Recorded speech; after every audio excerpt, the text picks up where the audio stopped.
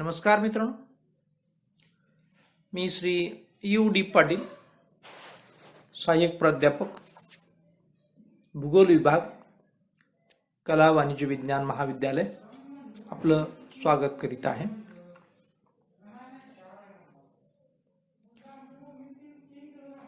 BA भाग 1 semester 2 विज्ञान तंत्रज्ञान आणि प्रगती, paper number 2.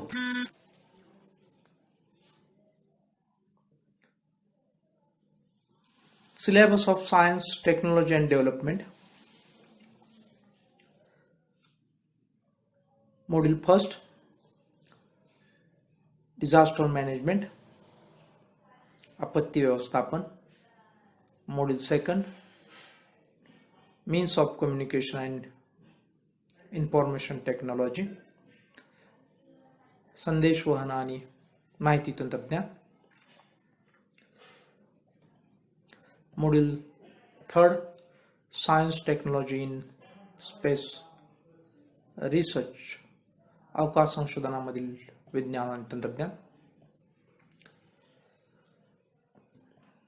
Module 4, Science, Technology in India's Defense and Ocean Research, भारतीय संरक्षण व सागर संशोधनामधील विज्ञान आणि तंत्रज्ञान. सो या 4 प्रकरणांचा अभ्यास STD, science technology and development, ज्याला आपण विज्ञान तंत्रज्ञान आणि प्रगती म्हणतो, या विषयामध्ये समाविष्ट केलेला आहे. मित्रांनो, यानंतर आपण पाहणार आहोत आपत्ती व्यवस्थापन. आपत्ती व्यवस्थापन त्यालाच आपण डिझास्टर मॅनेजमेंट असं म्हटलं. यामध्ये आपण मॉड्यूल 1 डिझास्टर मॅनेजमेंट म्हणजे आपत्ती व्यवस्थापन म्हणजे काय हे आपण पाहणार आहोत. टाइप्स ऑफ डिझास्टर, आपत्ती व्यवस्थापनाचे प्रकार आपण पाहणार आहोत.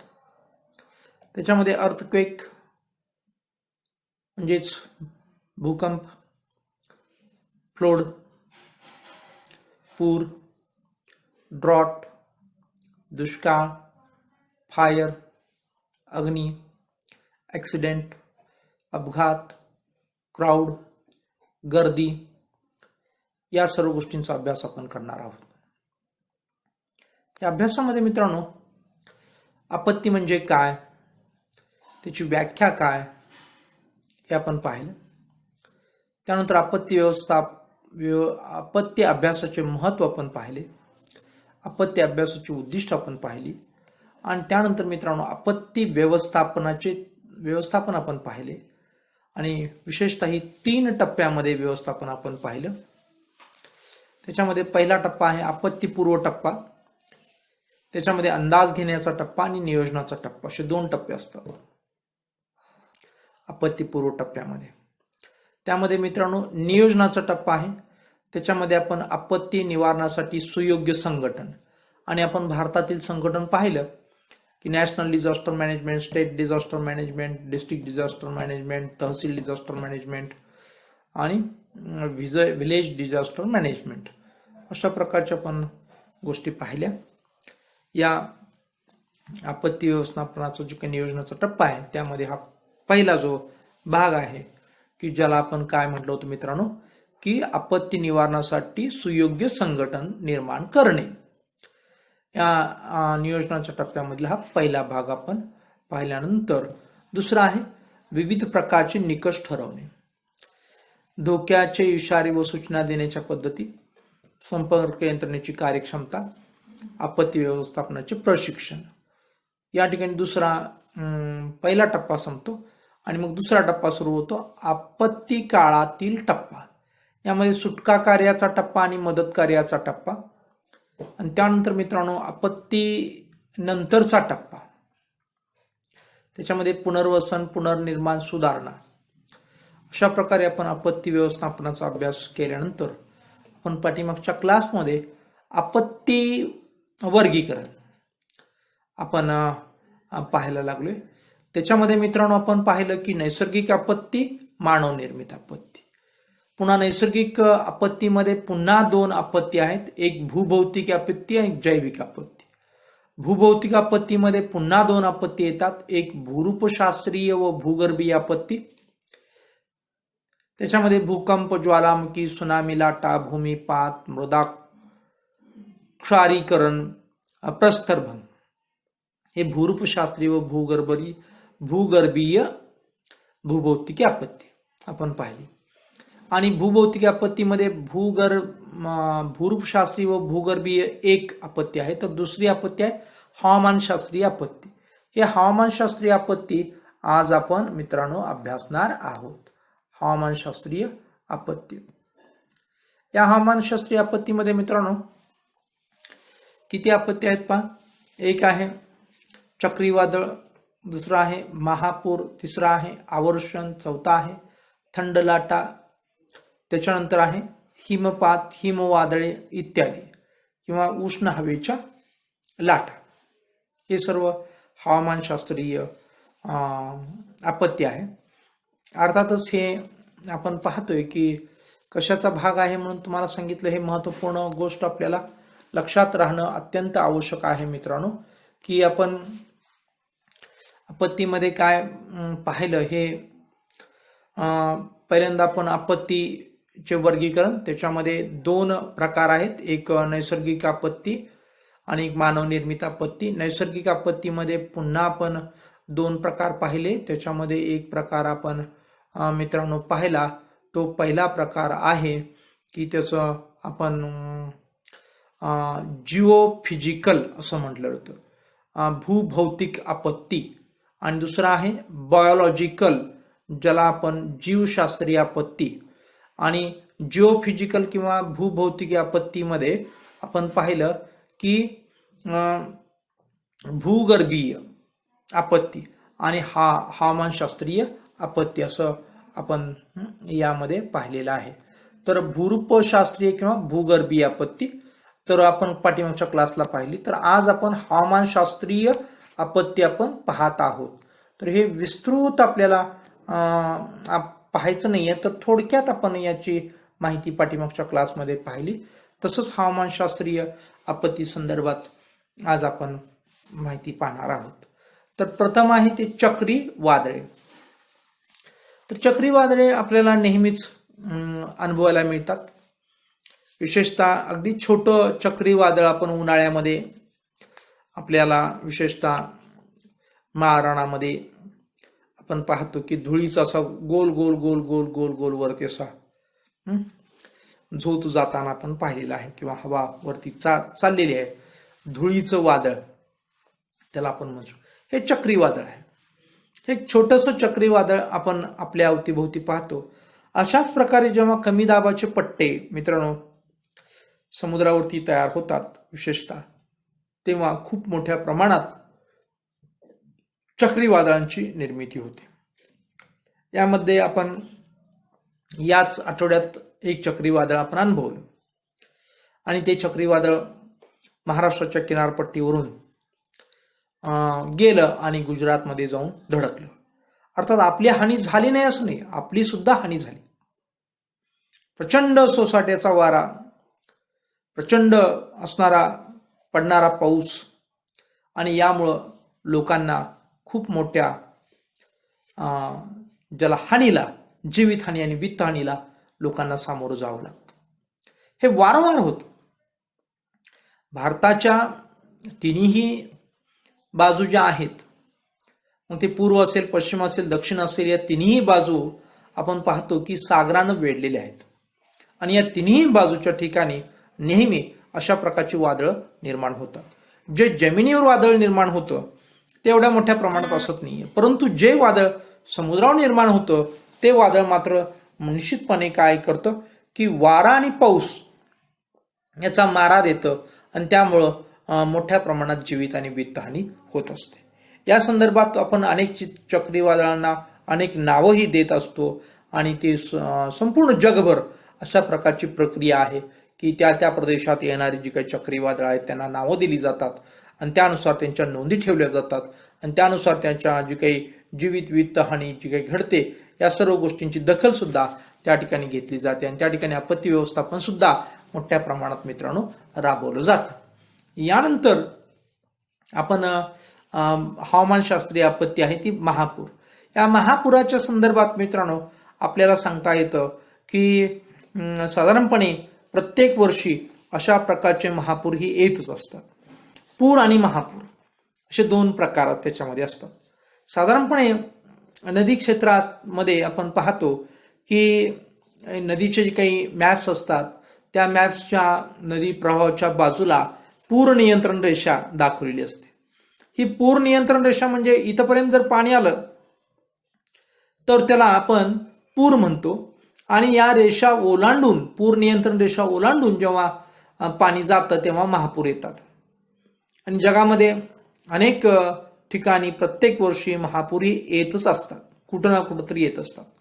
भारतामध्ये सुद्धा काही नद्यांना वारंवार अशा प्रकारचे महापूर येत असतात आणि या आपत्तींना आपल्याला सामोरं जावं लागत असतं। त्याच्यानंतरची मित्रांनो आपत्ती आहे त्या आपत्तीचं नाव आहे अवर्षण। अवर्षण म्हणजे दुष्काळ। ही आपत्ती आहे ना, ही महाभयानक आपत्ती आहे। या संदर्भात बाकीच्या आपत्ती आहे ते वेगळे आहेत आणि ही अवर्षण आपत्ती आहे ही वेगळी आहे। बाकीच्या आपत्तीमध्ये लगेच सडन इन्स्टंट असं इंग्लिशमध्ये शब्द आपण ताबडतोब अशा काय होतात घटना घडतात आणि जीवित आणि वित्तहानी फास्टमध्ये जलद गतीने होते आणि त्यामुळे तिथं मदत कार्य पुनर्वसन गोष्टी या सर्व गोष्टी ताबडतोब राबवाव्याच लागतात, त्याशिवाय मित्रांनो पर्याय राहत नाही। मात्र अवर्षणमध्ये काय होतं की दुष्काळ पडतो आणि दुष्काळ पडल्यानंतर लवकर मदत पोचत नाही। त्याला दुष्काळ म्हणायचं का इथून सुरुवात होते आणि अनेक समस्यांना मग आपल्याला सामोरं जावं लागतं आणि त्यामध्ये मग प्रमुख समस्या असते ती त्या दुष्काळग्रस्त भागातल्या लोकांना लवकर मदतच मिळत नाही। आणि ही माणसं हळूहळू प्रथम काय करतात की शेतातील जी काही वाळलेली झाडं आहेत ती विकतात, नंतर त्या शेतात समजा द्राक्षाच्या बागा असतील तर ते मांडव विकतात, नंतर घरातील जी काही भंगार विकतात, नंतर भांडी कुंडी विकतात, दागदागिने विकतात, जनावरं विकतात आणि जगत राहतात आणि त्यांना कोणत्याही प्रकारची मदत वेळेवरती मिळत नसते। आणि शेवटी मित्रांनो ते सावकारी कर्ज काढतात आणि ते कर्ज भागवता आलं नाही म्हणून काय करतात मित्रांनो आपल्याला पाहायला मिळतं की विशेष महत्त्वपूर्ण गोष्ट ते करतात आणि ती गोष्ट म्हणजे कोणती करतात की आपल्याला पाहायला मिळतं की शेवटी त्यांना आत्महत्या सुद्धा करावी लागते। अशा प्रकारच्या आत्महत्या महाराष्ट्रामध्ये मोठ्या प्रमाणात झालेल्या आपण पाहायला मिळतो। तर हे दुष्काळ असं हळूहळू काय करतं मित्रांनो की आपले फास आवळत जातं आणि याकडं प्रशासन सुद्धा गंभीरपणे लक्ष देत नाहीये। त्यामुळे ही अत्यंत भयानक अशी आणि भीषण अशी काय आहे आपत्ती आहे आणि हळूहळू त्या प्रदेशातील लोक भाग सोडून दुसऱ्या भागात जातात आणि ते प्रदेश ओसाड बनतात असं चित्र आपल्याला पाहायला मिळतं। आफ्रिकेमध्ये सुद्धा अशा प्रकारच्या दुष्काळांना किंवा अनेक खंडामध्ये अशा प्रकारचे दुष्काळ पडले। त्याच्यामध्ये आफ्रिके खंडामध्ये एक दुष्काळ जेव्हा असाच पडला होता तेव्हा मोठ्या प्रमाणात त्या ठिकाणी छायाचित्रीकरणासाठी आपल्याला युरोपातून चित्रकार गेलेले होते आणि त्यामध्ये एक चित्रकारानं पाहिलं अत्यंत भयानक परिस्थिती पाहिली की प्राण्यांचं मूत्र पिऊन त्या ठिकाणी माणूस जगतोय आणि त्यानं त्या ठिकाणी चित्रसुद्धा काढलं, छायाचित्रसुद्धा काढलं आणि तो बिचारा तो चित्र काढल्यानंतर त्याच्या डोक्यातून ही गोष्ट घृणास्पद गोष्ट गेली नाहीये आणि अत्यंत भयानक गोष्ट तो विसरू शकला नाहीये आणि तो मित्रांनो वेडा होऊन मरून गेला। लक्षात घ्या अशा भयानक ह्या ज्या काही आपत्ती आहेत हवामानशास्त्रीय आपत्ती त्याच्यामध्ये अवर्षण अत्यंत भयानक आपत्ती आहे असं म्हटलं तर चुकीचं ठरणार नाही। बाकीच्या भयानक नाहीत असं नाहीये, परंतु या आपत्तीकडं सभोवतालच्या लोकांचं प्रशासनाचं दुर्लक्ष झालेलं पाहायला मिळतं आणि लोकांना अधिक हे सहन करावं लागतं आणि काही भाग तर कायमचेच दुष्काळी भाग असतात त्या ठिकाणच्या लोकांना तर बिलकुल मदतच मिळत नाहीये, कारण म्हणे ते कायमचेच तिथं ॲव्हरेज पाऊस पडतो आणि ॲव्हरेज पाऊस पडतो तो कोणत्याही कामाचा नसतो, ना थराचा ना भराचा किंवा जगत नाही तर मरत नाही अशा प्रकारचा पाऊस तिथे पडत असतो आणि मग तो सरासरी इतका पाऊस पडला शासन असं म्हणतंय आणि तिकडे मग मदती काही करत नाहीये असं चित्र या अवर्षण संदर्भात आपल्याला सांगता येतं. अवर्षण म्हणजे दुष्काळ. अर्थात या संदर्भातल्या गोष्टी आपण पुढेही पाहणार आहोत. महापूरही पुढे अभ्यासणार आहोत. आपल्याला स्पेशल अभ्यासायचा आहे.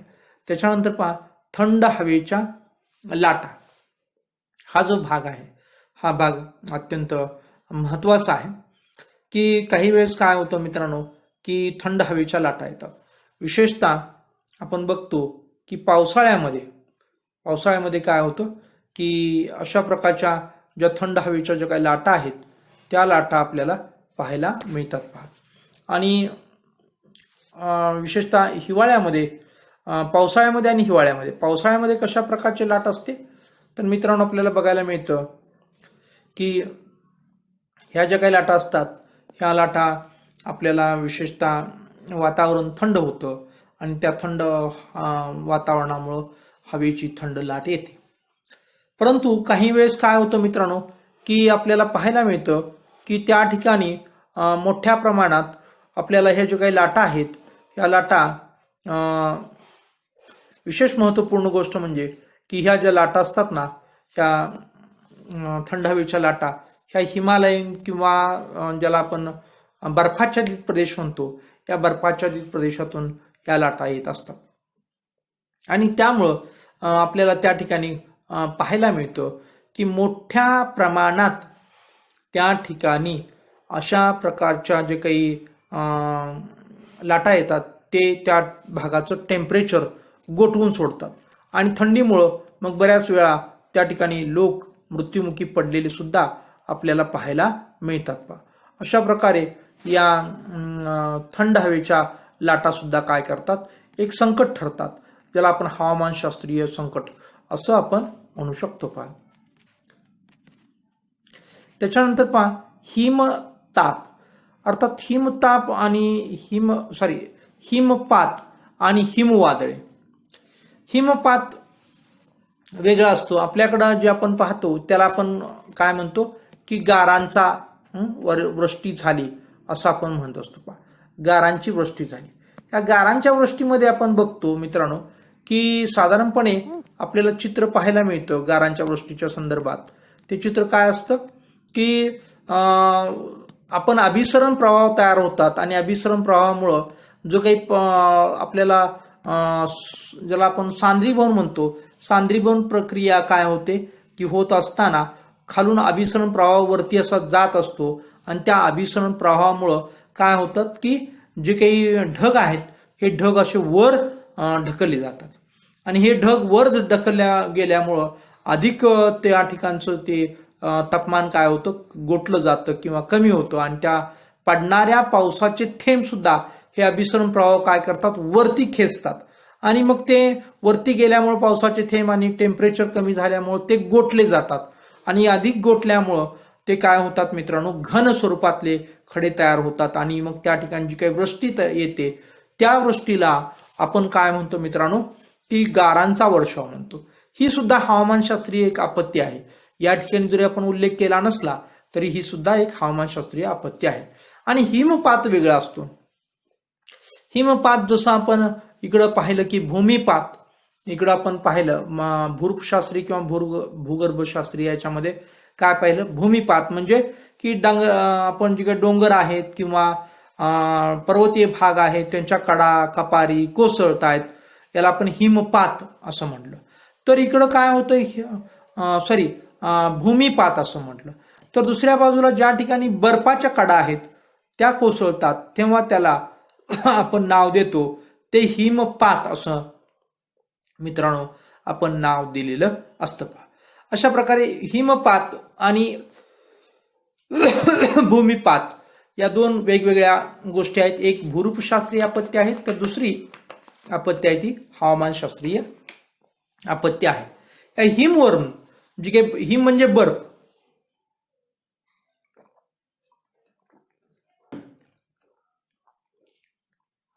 मी आताच तुम्हाला सांगितलं की या हिम जे असतं ते मऊ मुलायम असं असतं आणि दुसरं आपण विरुद्ध पाहिलं त्याला गारा म्हणतो, त्या अगदी घन स्वरूपात असतात. तर हिमवादळे सुद्धा पडत असतात. हिमपात मी सांगितलं की बर्फाच्या जी काही कडा आहेत किंवा समजा हिमाच्छादित पर्वत आहे आणि त्याच्या ज्या कडा आहेत त्याच्यावरती असणार हिम आहे, ते हिमपात, हिम पडतं, ढासळतं आणि त्यामध्ये लोक गाडले जातात, वनस्पती गाडली जाते. याला आपण हवामानशास्त्रीय आपत्ती असं म्हटलेलं आहे.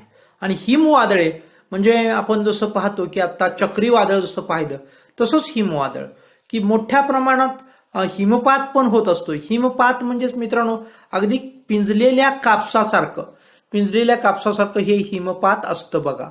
आणि हे हिमपात आहे ना मित्रांनो, हे हिमपात कसं असतं, पिंजलेल्या कापसासारखं असतं. आणि ते आपल्याला काय करतं की बऱ्याच वेळा हिमपात जो आहे हिमवादळ आहेत, हिमवादळामध्ये जे काही आपल्याला पाहायला मिळतं की पडणारं जे काही हिम आहे ते हिम कसं आहे की पिंजलेल्या कापसासारखं आहे. आणि उष्ण हवेच्या ज्या लाटा आहेत त्या विशेषतः साधारणपणे पुढची हवामानशास्त्रीय आपत्ती आहे त्याच्यामध्ये आपण उष्ण हवेच्या ज्या लाटा आहेत त्याच्यामध्ये विशेषतः उष्ण वाळवंटी प्रदेशावरून जे काही हवा येते ती गरम हवा असते आणि त्याच्यामुळे सुद्धा बऱ्याच वेळा काय होते की जीवितहानी होते. की असणाऱ्या उन्हाळ्यामध्ये जर ह्या उष्ण हवेच्या लाटा आल्या तर मित्रांनो काय होती परिस्थिती की मोठ्या प्रमाणात त्या ठिकाणी आपल्याला की या उष्ण हवेच्या झोतामुळं आपलं असणारं टेम्परेचर अधिक वाढतं आणि त्या ठिकाणी उष्माघात ही समस्या आपल्याला पाहायला मिळते. त्याला युनिव्हर्सल टेम्परेचर प्रॉब्लेम असंही आपण या ठिकाणी म्हणू शकतो. पहा, याच्यानंतरची जी काही आपत्ती आहे मित्रांनो, या आपत्तीचं नाव आहे, आपण पाहणार आहोत की मुख्य आपत्तीकडे आपण जाणार आहोत. आता नैसर्गिक आपत्ती ही मुख्य आपत्ती आहे, त्याची भूभौतिकी आपत्ती आणि जैविक आपत्ती. तर भूभौतिक आपत्तीमधील दोन्ही प्रकारच्या आपत्ती आपण थोडक्यात या ठिकाणी त्यांचा परिचय करून घेतलेला आहे. आणि आता आपल्याला जायचं आहे ती जैविक आपत्तीकडे. जैविक आपत्तीमध्ये आपण पाहतो की या ठिकाणी प्राणीजन्य आपत्ती आणि वनस्पतीजन्य आपत्ती अशा दोन प्रकारच्या आपत्ती या ठिकाणी आपल्याला पाहायला मिळतात मित्रांनो. तर या ठिकाणी आपण प्रथम पाहूया की प्राणीजन्य आपत्ती. प्राणीजन्य आपत्तीमध्ये या आपत्ती ज्या आहेत ह्या आपत्ती वैयक्तिक अशा आपत्ती असू शकतात. याचबरोबर पहा मित्रांनो, परंतु त्या दखलपात्र तारांकित अशा आपत्ती असतात. पहा, हे आपल्याला नाकारता येत नाही, मित्रांनो. तर या प्राणीजन्य आपत्तीमध्ये कोणत्या कोणत्या आपत्ती आहेत, अनेक आपत्ती तुम्ही ज्या काही अनुभवताना त्या सर्व आपत्तींचा याच्यामध्ये समावेश होऊ शकतो. पहा, उदाहरणार्थ मी तुम्हाला या ठिकाणी अनेक उदाहरण देईन की आपण बघूया. एक छोटीशी आपत्ती मी तुम्हाला सांगतो की कधी कधी काय होतं की आपल्या शेतामध्ये साप निघतो आणि तो साप विषारी साप असतो आणि तो आपल्याला दंश करतो आणि आपल्याला संकटात टाकतो. बऱ्याच वेळा असे सर्पदंश झाल्यामुळं मृत्यू सुद्धा होतो. कोणत्या प्रकारचे सर्प आहेत याच्यावरती त्या गोष्टी अवलंबून असतात. म्हणून या ज्या गोष्टी आहेत या गोष्टीकडं आपण लक्ष म्हणजे दिलं पाहिजे, काळजी घेतली पाहिजे की आपला सर्पदंश होऊ नये यासाठी आपण काय काळजी घ्यायची, या सगळ्या गोष्टी अत्यंत महत्त्वपूर्ण असतात. त्या गोष्टींची आपण काळजी घेणं आवश्यक आहे.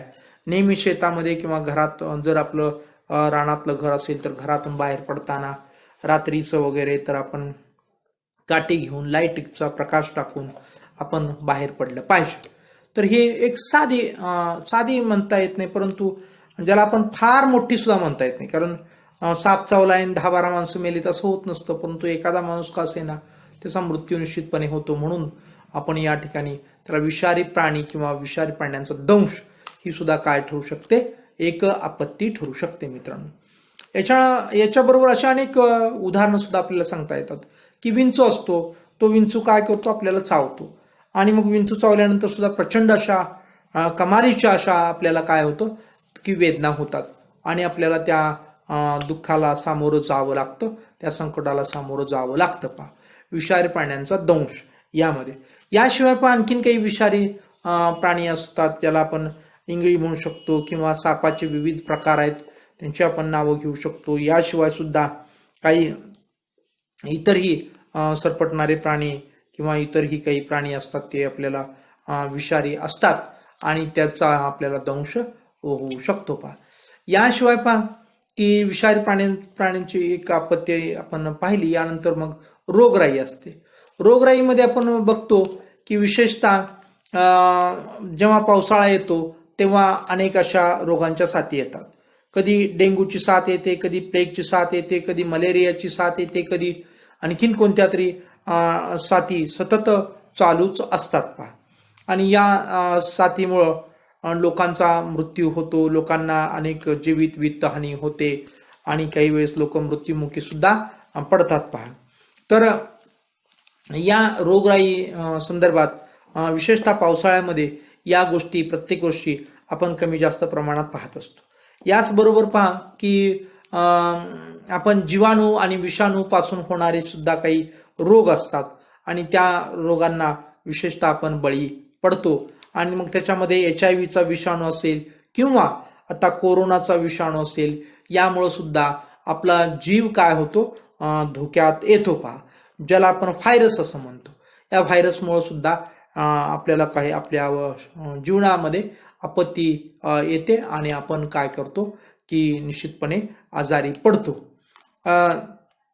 ही 2 उदाहरण दिली मी तुम्हाला की एक HIV म्हणजे ज्याच्यापासून आपला एड्स होतो किंवा कोरोनाचा व्हायरसमुळे सुद्धा आपल्याला कोरोना होतो. पहा, तर ही 2 उदाहरण दिली. अशा अनेक विषाणूंच्या पासून अनेक असणारे रोग आपल्याला होत असतात मित्रांनो.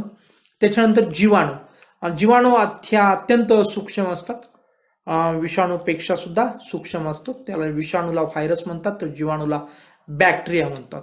तर यापासून सुद्धा आपल्याला काय होते, काही आपल्याला हानिकारक अशा बॅक्टेरिया असतात आणि त्या निश्चितपणे आपल्या आरोग्याला बाधा ठरवतात आणि आपलं आरोग्य धोक्यात आणतात. पहा, याच्यानंतर पहा हिंस्र पशूंचा हल्ला. याच्यामध्ये विशेषतः वाघ, सिंह, चित्ता अशा जे काही हिंस्र पशु आहेत यांचा याच्यामध्ये समावेश होऊ शकतो की ज्यामुळं प्रचंड मोठ्या प्रमाणात काय होतं की हाहाकार उडतो, गोंधळ उडतो आणि मग एखादा हकनाक बळी सुद्धा या ठिकाणी पडू शकतो. याला हिंस्र पशूंचा हल्ला असं ही या ठिकाणी आपल्याला म्हणता येतं आणि त्यामुळं आपलं जीवित वित्तहानी होऊ शकते. पहा, याशिवाय पहा अनेक जे काही कळप असतात, मग गेंड्यांचा कळप असू शकतो किंवा रानरेड्यांचा कळप असू शकतो, ते सुद्धा काय करतात, हत्तींचा कळप असू शकतो. ते सुद्धा जे काही पशु आहेत, वन्य पशु आहेत, ह्या वन्य पशूंच्यामुळे शेतीची वगैरे नासाडी मोठ्या प्रमाणात मित्रांनो होत असते. ही सुद्धा एक काय आहे, आपत्तीच आहे. आणि सगळ्यात शेवटी प्राणीजन्य आपत्तीमध्ये आपण पाहणार आहोत की संसर्गजन्य आपत्ती. संसर्गजन्य आपत्तीमध्ये अगदी साध्या सर्दीपासून ते आता कोरोना व्हायरसचा होणारा संसर्ग, अर्थात हा संसर्ग जरी असला तरी सुद्धा हा हवेतून होत नाहीये, व्हायरल होत नाहीये, हवेतून म्हणजे व्हायरल होत नाहीये असं तज्ज्ञ मंडळी म्हणतात. तरी सुद्धा आपण मास्क लावून हा जो काही संसर्ग आहे हा रोखण्यासाठी आपण काय करायचं आहे, शासनाला प्रतिसाद मित्रांनो द्यायचा आहे. तेव्हा अशा प्रकारे ही जी काही आपत्ती आहे ही आपत्ती आपण या ठिकाणी पाहिली.